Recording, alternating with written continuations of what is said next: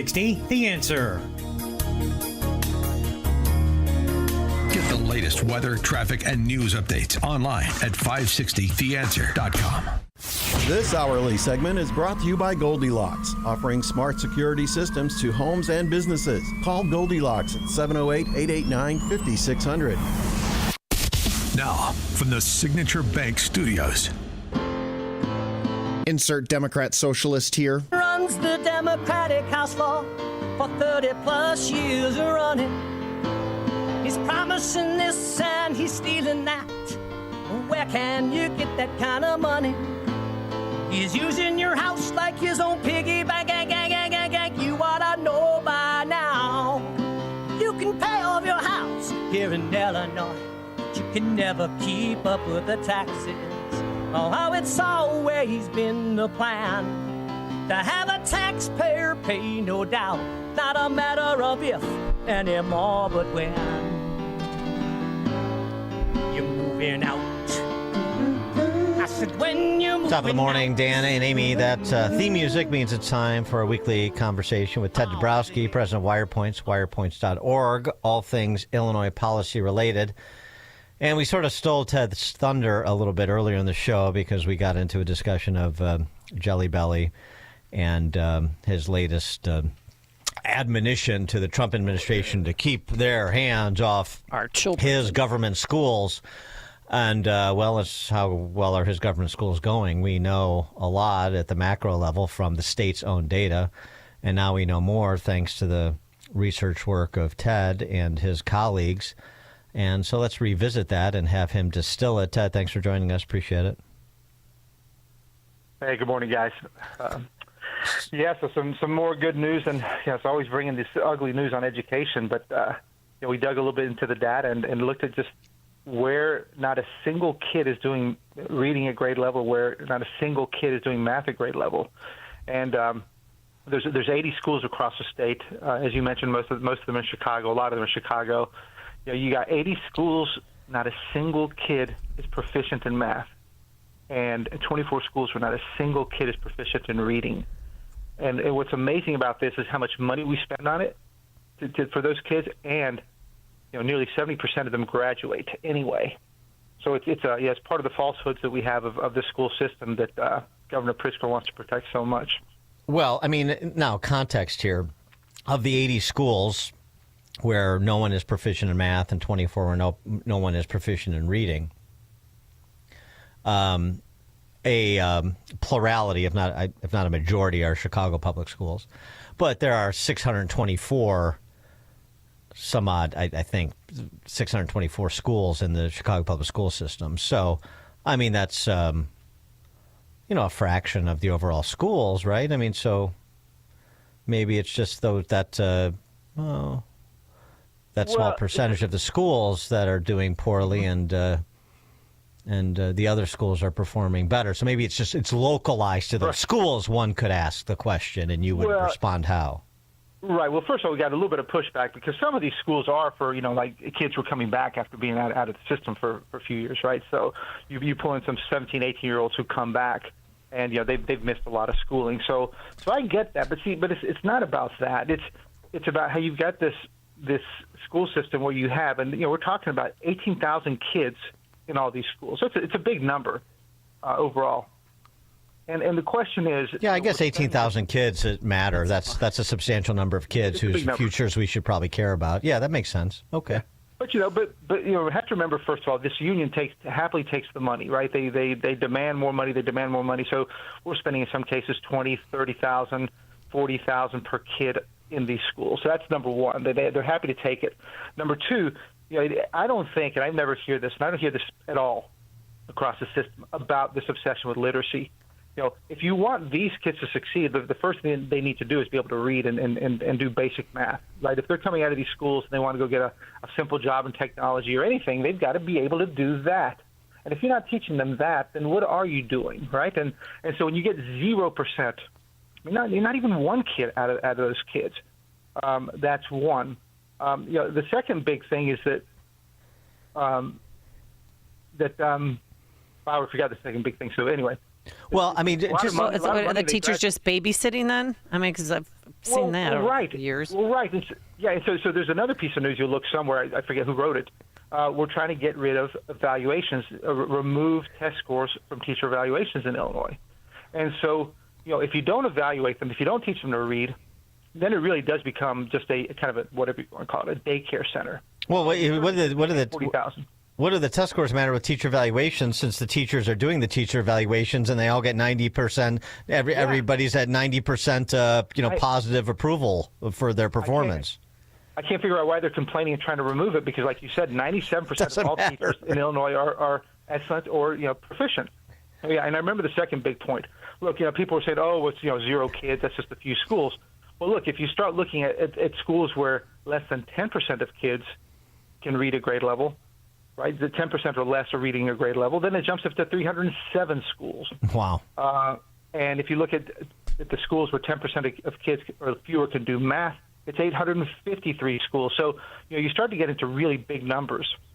And, of course, if we went to 20%, it'd be a massive number. So the bottom line is that most of these kids can't read, period. What's the worst school out there? Like, who came in last? Well, if there's a bunch of zeros, I don't know how to say that. It's called a tie. Oh, Yeah. that's a big tie. Oh, I guess the only way to look at it is to say who had the highest spend per student that came in at 0. Yeah, well, yeah, that would be good. We highlight Dunbar. Dunbar's there, Chicago's near South Side, and I love this because you go to their website and you read their motto, and it's restoring the legacy of excellence, aiming for success and nothing less. Right? They spend $27,000 in operating costs. There's more spending than that. 366 kids, and 0 kids doing math and 2% doing reading, and yet they graduate 72%. Yeah, I mean, like 0. Wait. 0 and 2, math and reading, 72% graduate. Okay, sure, that makes sense. But this not like Crane, which is now called Crane Medical Prep High School. 264 students. I remember when they used to have close to 3,000 students there. That's just another school that needs, they should consolidate these schools, but we have to wait until when? No. 2028? No, they shouldn't consolidate the schools. What they should do is airlift those kids out of Crane and out of Dunbar and send them to schools that are in the business of educating. There's a reason that they're shadows of their former selves, and Ted, you're providing the reason.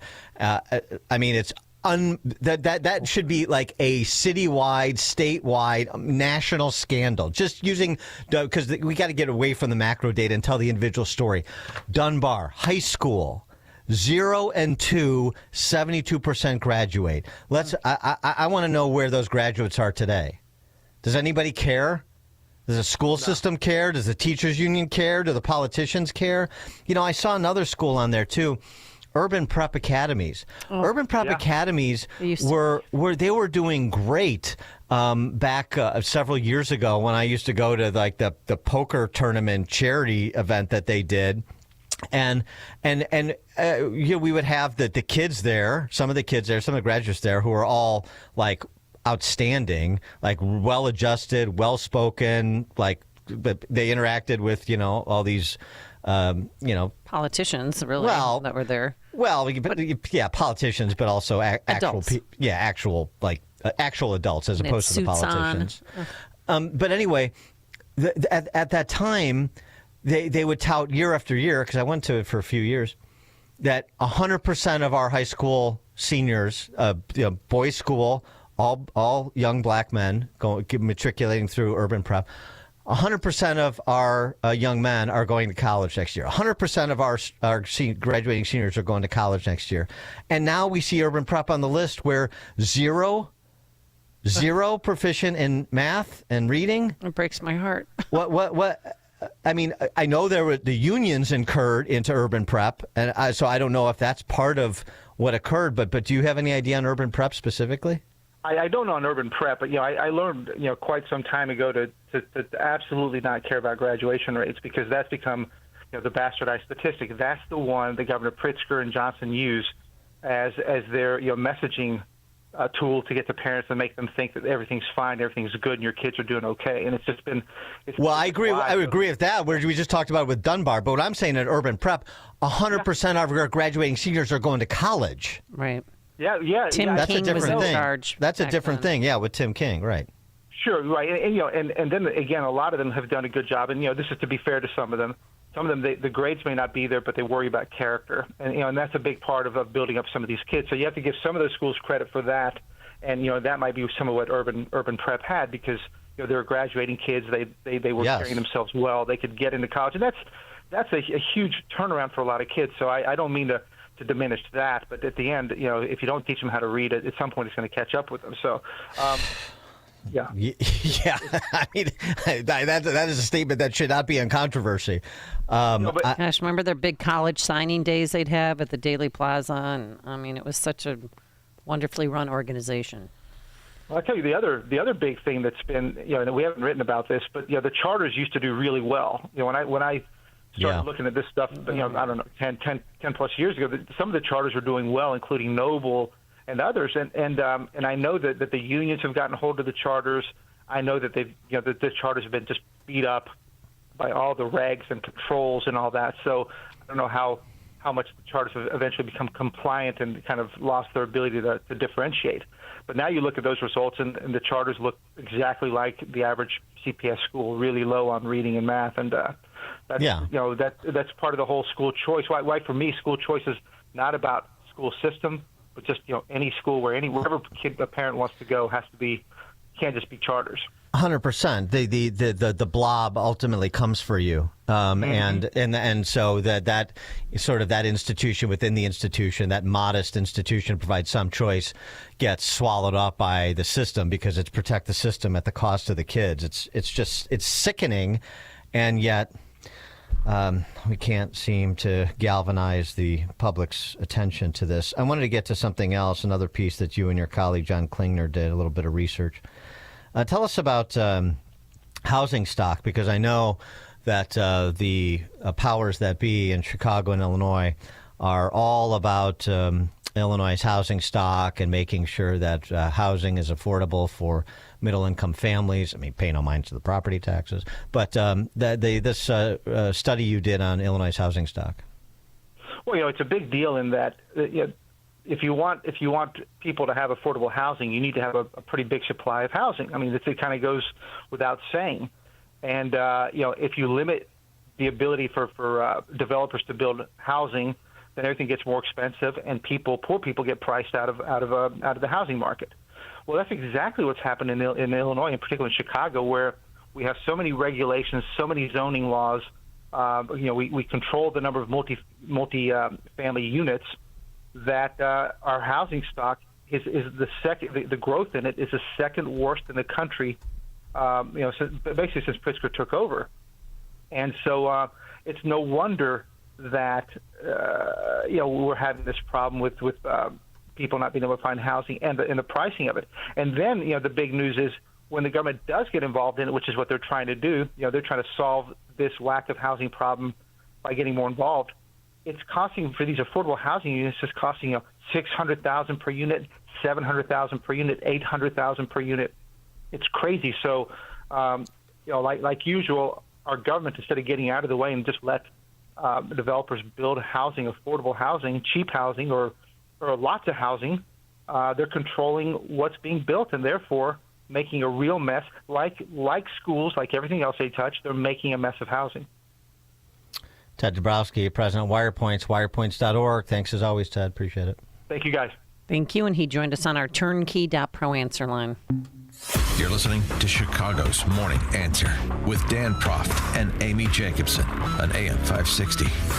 The Answer. 8 years. It has been 8 years since QC Kinetics has been the nation's leader in non-surgical relief for joint pain. Hi, Amy Jacobson here, and this is remarkable. Using regenerative cell therapy to restore tissue in your achy joints. These are biologic growth factors with robust healing properties, carefully and strategically placed in your joint. Listen, it's a powerful and potent way to give your joints the new life and repairing old tissue. Best part, there's no drugs, no surgery, and no downtime.